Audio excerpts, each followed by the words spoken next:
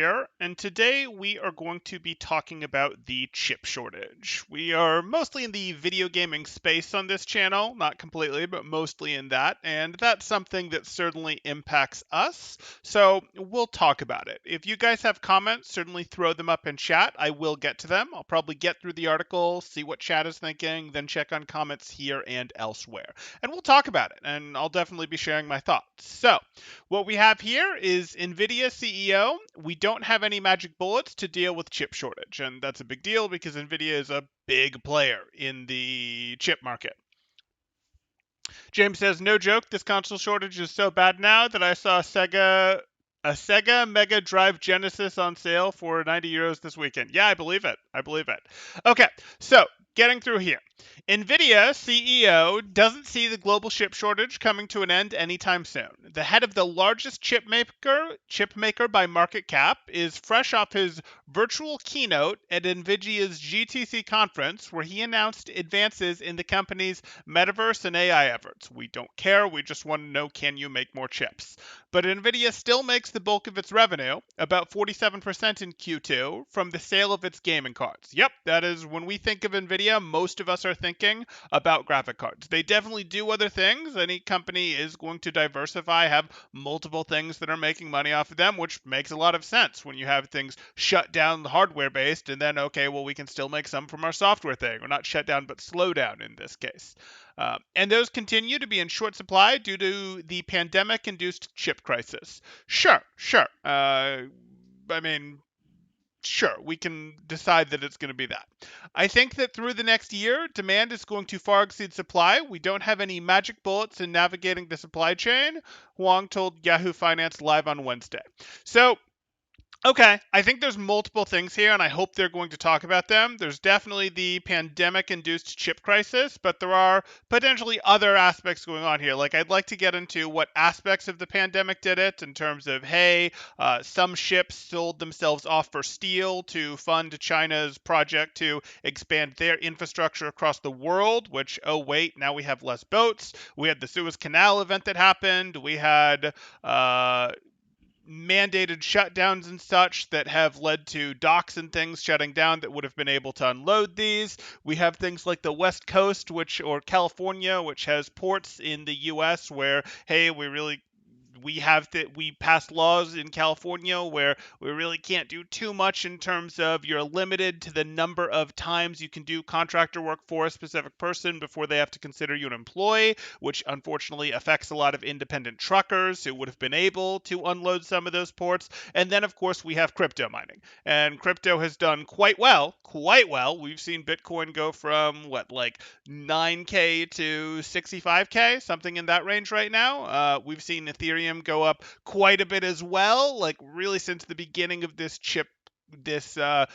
graphics card shortage. So obviously that's been this chip shortage, which causes a graphics card shortage. Those get used in graphics cards. So I hope we're going to talk more about these other factors. If they're not going to, we're certainly going to, because those all matter and those are all contributing factors to this. It's temporal state's fault. I mean, we're one of the major ports.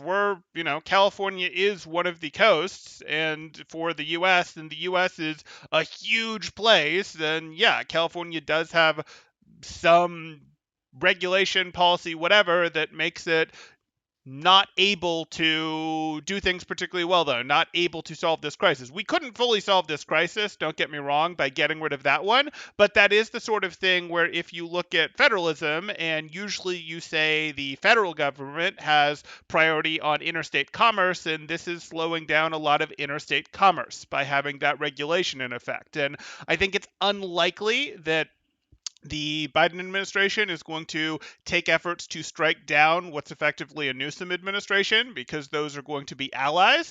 But this is a little bit of a crisis that could have some ability to make it less of a crisis by going, hey, let's go do that. I think politics are going to get in the way of that. I understand why people did that stuff. That was, by the way, to target the Ubers, the things like that, who weren't treating their drivers as employees. They were treating them as independent contractors and that wasn't liked. You see very similar things happen in journalism. Unfortunately, the result of that was instead of independent journalists writing 30 articles, 50 articles for someone like Kotaku, someone like Yahoo Finance, someone like Huffington Post, whatever, it became, okay, well, we'll just get rid of all of you guys and not give you contracts because we can't give you more than 12 or whatever the number a year is now without you being forced onto us as an employee. So we'll just hire people in other states to go do that for us. That didn't work too well.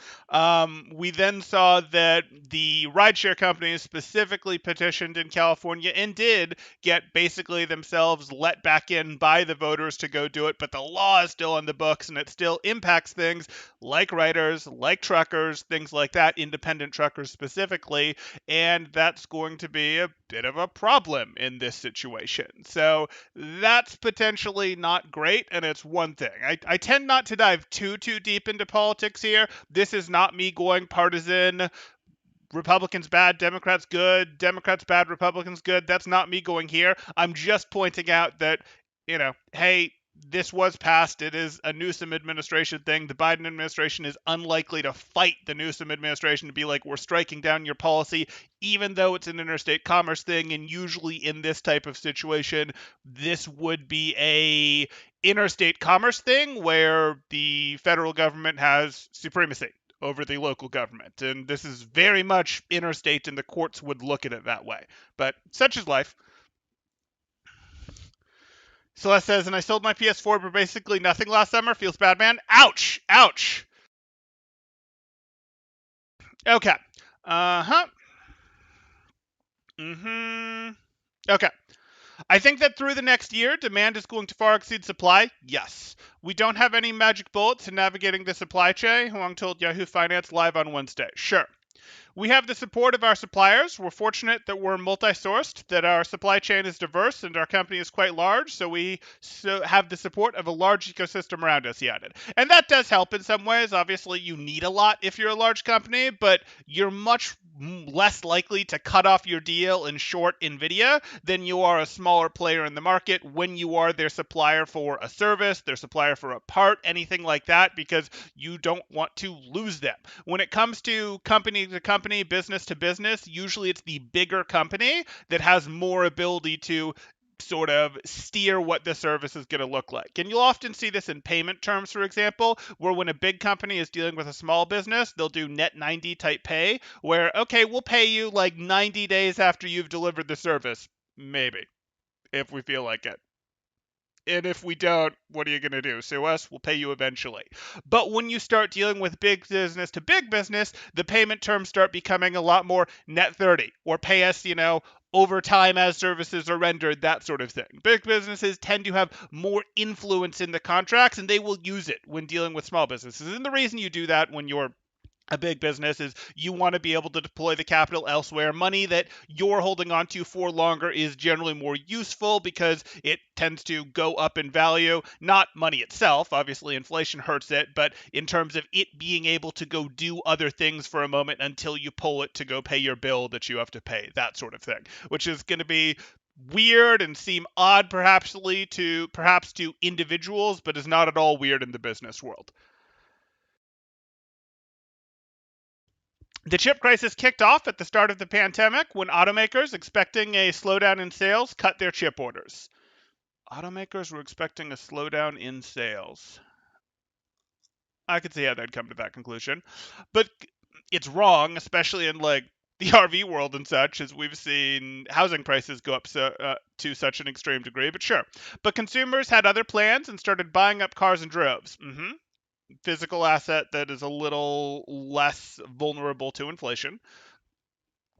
At the same time, consumers trapped in their home due to the pandemic restrictions started grabbing everything from workstations and web cameras to gaming PCs and consoles. And this was extremely predictable.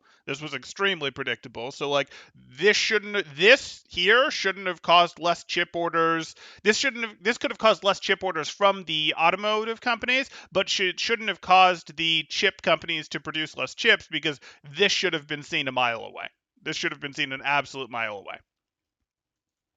With so many industries vying for attention from the small number of global chip makers, a crunch was all but guaranteed. Okay. It continues to play out now. Try buying an NVIDIA graphics card or, heck, a PlayStation 5. If you don't want to pay hundreds of dollars over the manufacturer's suggested retail price, you'll likely be waiting a while. That's true. Unfortunately, the way to get computers right now is as pre-built, and that's wild. That hasn't been that way in ages. It used to always be you can save yourself, you can save yourself 10 to 30% by building it yourself, buying the individual components, especially if you're willing to spread out when you buy quality components over the course of, say, a month, maybe 2 months, as you do a build there. You could get quite good deals to do so. Now, pre-builds are pretty much the only way to get decent cards, which is because of the backup. And PS5s have been completely grabbed by scalper bots at this point. You have to accept that they're going to get them, or you have to have your own scalper bots, which exists. And, I'm a little surprised that more people aren't in that industry, to be honest. It's not that hard to build bots to scrape websites. It's not that hard to, it's a little more complicated when you need them to actually purchase things, but it's really not that hard to scrape things like that, get that information. I suppose it's a crowded industry in some ways at this point, but I'm kind of surprised that we don't already see a service out there to sell people subscription service to a scalper bot like that, if you get what I'm saying, of, okay, well, you'll get the ping, or it'll try to buy for you or something like that, and you deposit the money in it. I'm a little surprised we haven't seen a ton of that in terms of being offered to consumers, because guess what is the only way you're getting anything right now. But hey, people used to scrape the stores in Neopets back in 2000. Yeah, it's not new. Okay. The demand has piled up so much that when products do become available, they sell out in an instant. Well, to bots, and we don't know how much the bots are sitting on in terms of inventory, but yeah. Or to scalpers. We're talking about people lined up in parking lots outside of electronic stores hoping to get their hands on a new NVIDIA graphics card. In stores. Yes. I've got an NVIDIA card in my own gaming computer, but was lucky enough to get it in 2019. Of course, NVIDIA isn't the only company contending with the chip shortage. Intel CEO Pat Gilsberg told Yahoo Finance last month he doesn't expect supply problems to get better until sometime in 2023, which is a pushback. We'd previously heard 2022, now we're hearing 2023, and I want to know why we believe this is going to be better in 2023. Are we building more factories and putting more factories online, or are we thinking, then by 2023 we'll catch up with the demand that we have now? But more demand will have piled up as people want to replace their tablets. People want to get new, more people are interested in getting consoles because there's a bigger game library for things like the new generation of consoles. Now that, things are maybe a little more stable, people want new cars, things like that. People are willing to spend a little money. Like, I would like to. Is this just, hey, let's kick the can one more year, let's kick it to the next thing, or do we actually have a reason to believe this is happening? Are there going to be new factories online in the next 6 months, and we've actually solved this problem, or no? Are we actually going to have fixed some of the things that are supply chain issues in terms of, hey, we have good reason to believe that we'll be, the ports will be working again 3 months from now because of this policy, this plan that is in place? Like, why do we think this number? Tell me more, CEO of Intel. I would like to know more. Exactly. What's supposed to change by then? Yeah, that's what I'm looking at.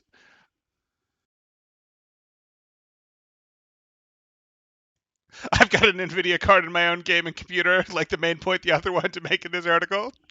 Fair.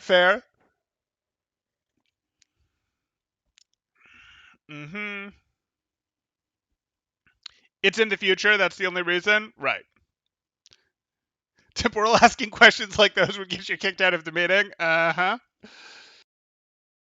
They wouldn't actually. It just has to be a senior enough meeting that everyone understands the game. Like, in a senior enough meeting, they all understand the game, and they're saying, we're saying this because we don't want our stock price to go down more. We're saying this because if we say something further out, if we say 2026 and our competitor because this is Intel, Nvidia says 2023, that's going to hurt us relative to them. Or, hey, we don't want want someone else to enter the market and start competing with us because we see that there's time to compete with us and there's, room for them to go do so because it's going to be so long before we have a firm handle on the market again. Like, this is the sort of, and you can have that discussion in senior meetings. You just can't have that discussion with the public or in junior meetings because don't want that getting out, and perhaps some of the more junior people don't actually understand what you're doing and you don't necessarily get to be quite as blunt. But hey, we've been in both of this. Just make sure you push some sandwiches from the buffet in your pocket before you get kicked out. Okay. Okay. Well, Huang says the chip shortage will eventually subside. He doesn't think the level of demand we're seeing is transitory. I agree. Instead, he says it's here to stay. I think this is mostly here to stay. You could see some level of the demand leveling off after we actually meet it. Like, obviously, some of the demand is, hey, there's some degree of a spike. There was a spike of more people wanted entertainment that they could have in their homes, and that'll ease off a little bit. We don't know if that'll ease off completely back to normal levels in the end, because we don't know if people will go outside as much as they used to.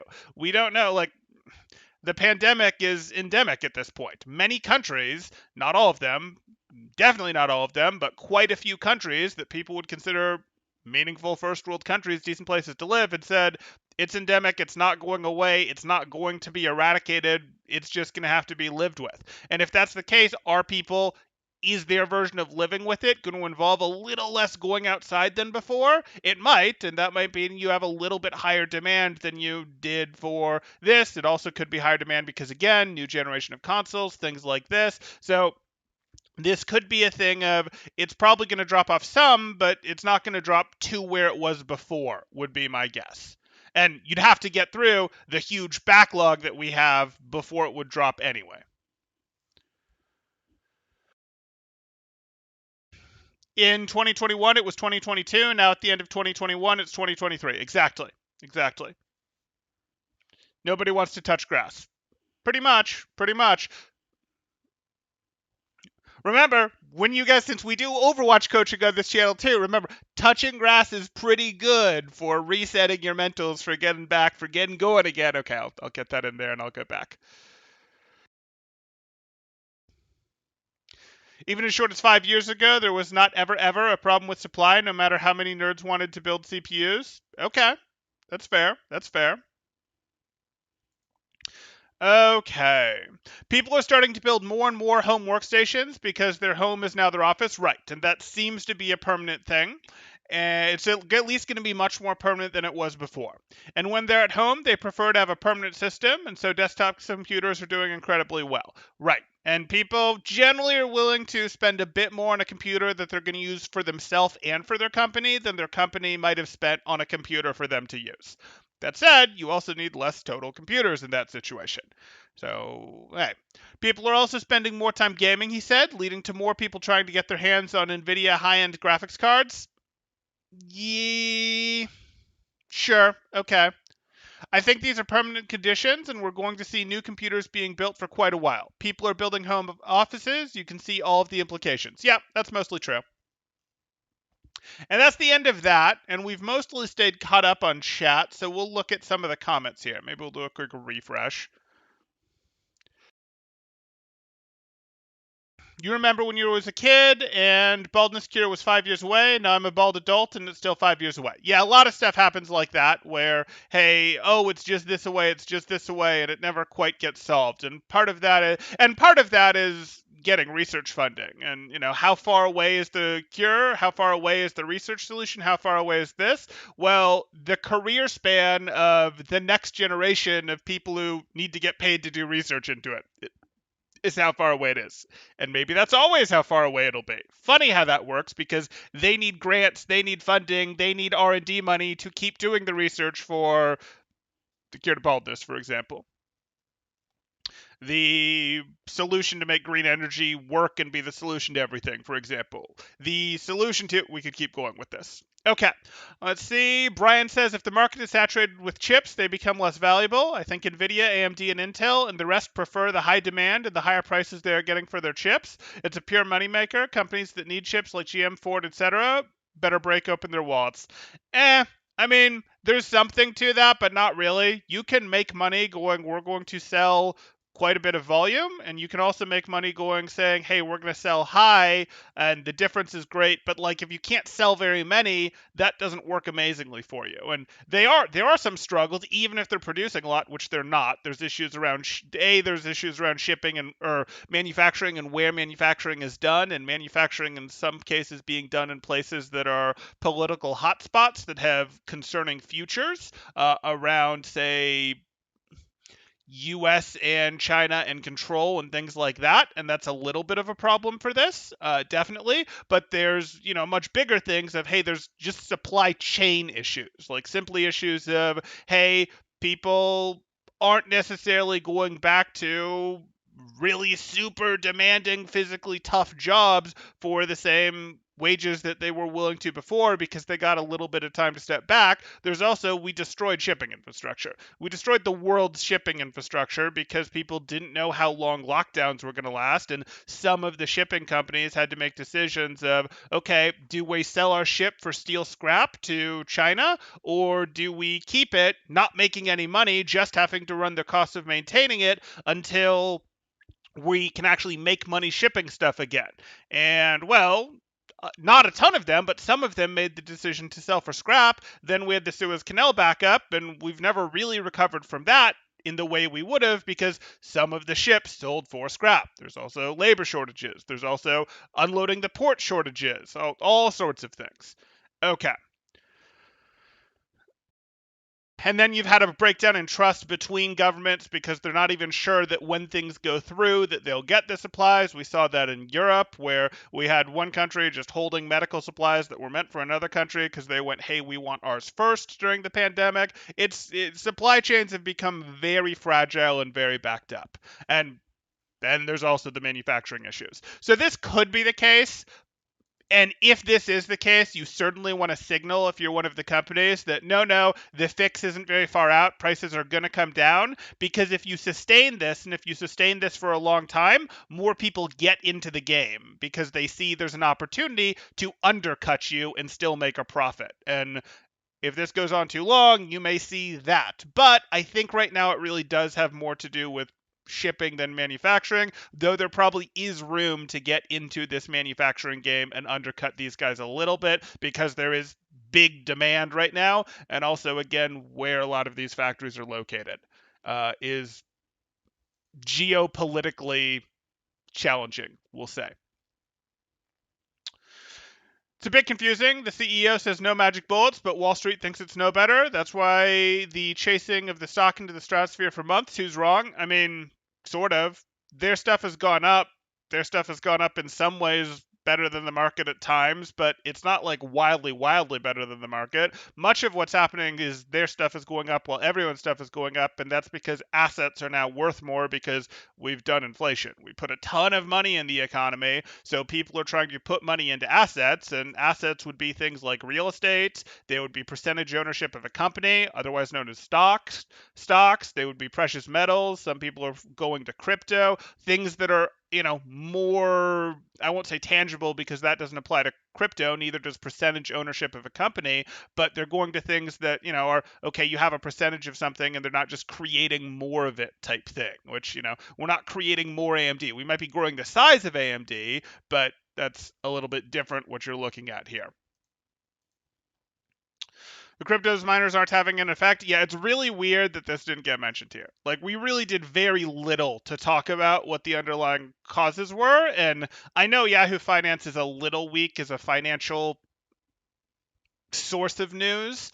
I'm going to say that grudgingly. It's not like intentionally misleading type thing. So it's not like, oh, this reporting is wrong, so I'm willing to use it. We've seen that on other places, and you'll notice there's other places I don't use. But as I look at this, I would say that they really aren't talking about any of the other things as interesting. Part of it is because they're trying to source quotes from the companies. They sourced quotes from Nvidia and Intel people here, but they should have gone and sourced quotes from actual portions of the supply chain. They should have gotten something about crypto in here. Like, this is a very incomplete look at the picture of what's going on here.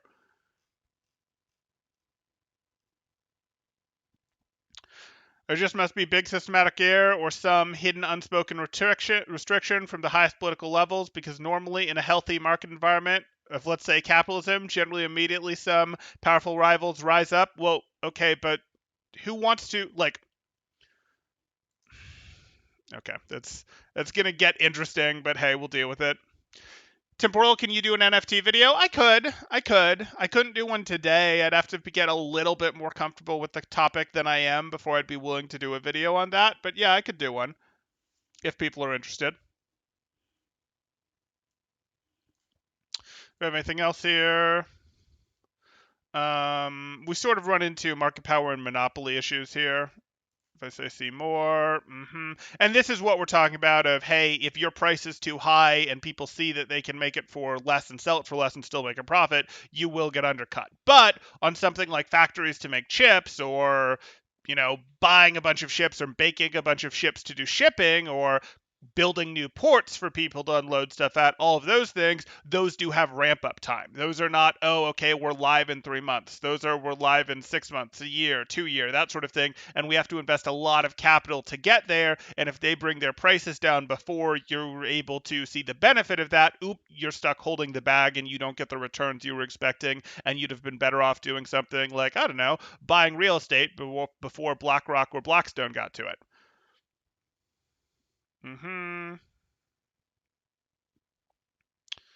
Okay, and now they're just getting too much into politics. Okay, so that's what that one was. If you guys have more thoughts, put them up there. If you're enjoying us covering this type of content, which is a little different than our usual beat, go ahead and let me know. Definitely drop a like. If you want to see, no, stay on Overwatch, all Overwatch, all Overwatch, that's fine too. Leave a comment letting me know. Also, feel free to join our Discord so you can be part of the discussion on these type of topics if you have your own thoughts in terms of, hey, what's really going on here is it's got a ton to do with the port backups, or it's got a ton to do with the ships not being there, or no, it is the geopolitical. Like, if you have thoughts of, no, I want to really go more into this, definitely let me know.